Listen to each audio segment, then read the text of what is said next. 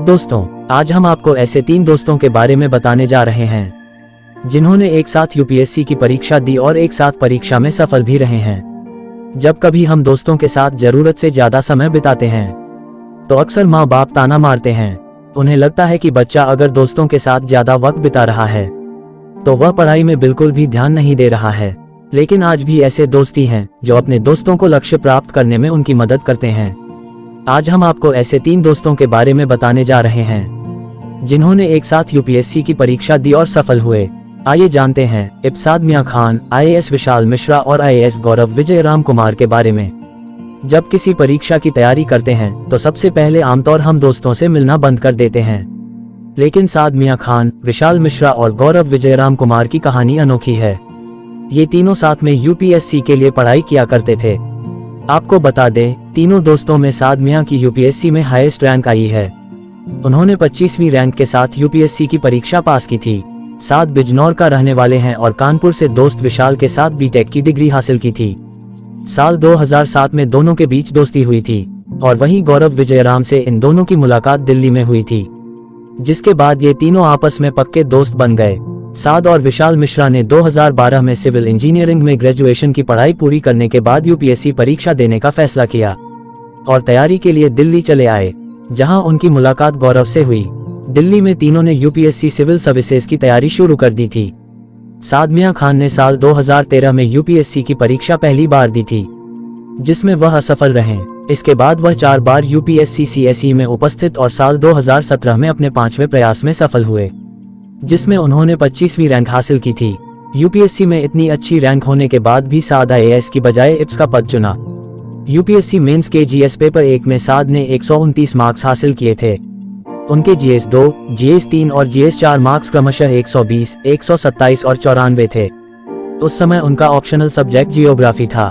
गौरव विजयराम कुमार ने साल 2017 में यूपीएससी की परीक्षा पास की थी, जिसमें उन्होंने 34वीं रैंक हासिल की थी।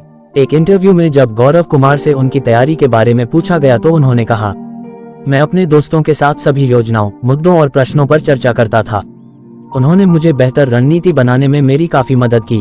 बता दें, गौरव ने चौथे प्रयास में यूपीएससी की परीक्षा पास की थी। उन्हें अपने पहले 3 प्रयासों में उन्हें सफलता नहीं मिली थी। उन्होंने कहा, शुरुआती प्रयास में मैं मुख्य परीक्षा के लिए अच्छी तरह से तैयार नहीं था और बाद के प्रयास में मुझे जनरल स्टडीज के पेपर में अच्छे मार्क्स नहीं मिले थे। आईएएस विशाल मिश्रा उत्तराखंड से हैं और उन्होंने कानपुर में साद मियां खान के साथ पढ़ाई की है। वह पेशे से इंजीनियर हैं और उन्होंने आईआईटी कानपुर से एमटेक की डिग्री ली और फिर यूपीएससी की तैयारी शुरू की।